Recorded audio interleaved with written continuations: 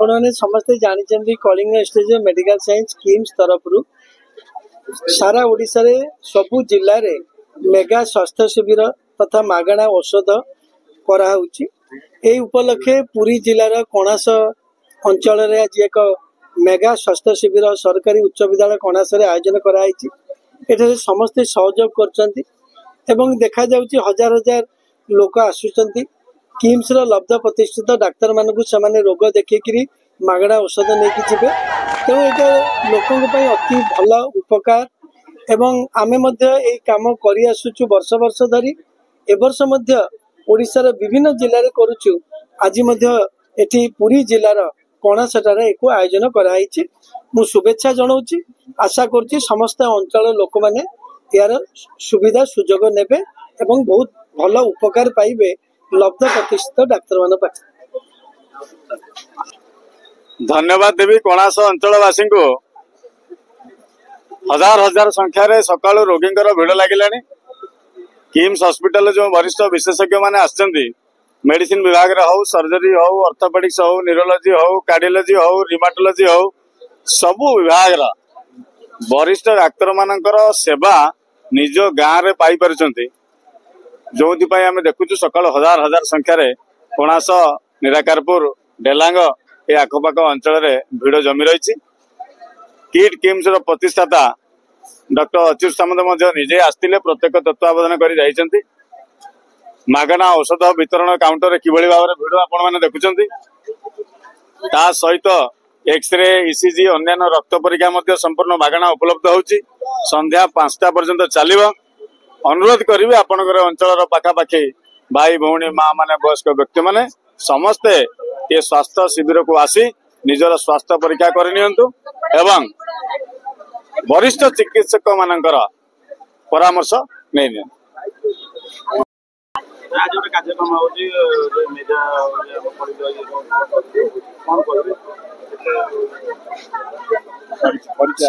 मु डॉक्टर महेश प्रधान मु ए स्कूल छात्र एबे मु डॉक्टर सीडीएम रिटायर करछि।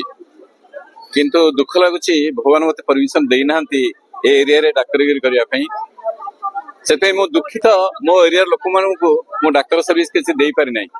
किंतु सबुठु बेसी खुशी लगुच पुरातन छात्र संसद मोर बंधु मोर बड़ भाई माने एटा को ऑर्गेनाइज करछन्ती।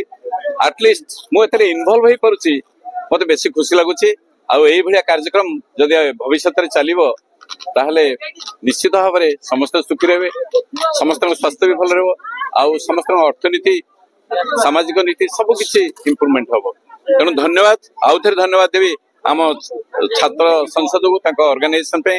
ता छड़ा अच्युत सामंत को बहुत धन्यवाद से समय देकी आछंती आउ एटा को सेते आग्रह नै कि काम करछंती। तेणु समस्त धन्यवाद।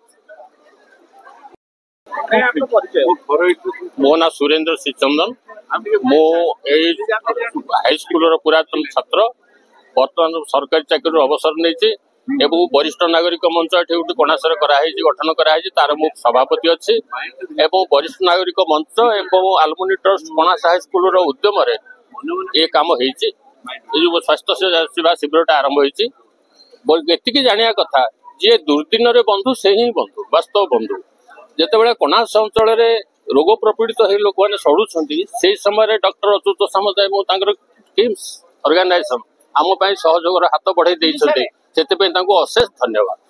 आती कहूँ आम 5000 लोक रोगी ये आसिक चिकित्सा जीवे से आम सुबंदोबस्त कर सारी प्रचार प्रसार ठीक भाव कर सारी कितु केते आसुँच जहाँ आम अनुमान करुँ बर्तमान सुधा 3000 रोगी निश्चित भाव में ये आसिक ट्रिटमेंट पाइबे मागण औषध पाइबे एवं सब सेट फेड बंदोबस्त जल पानी बंदोबस्त कराई से केमी भलरे घर को फेरी जाए यहाँ हूँ आम ड्यूटी कर्तव्य आम से तत्पर।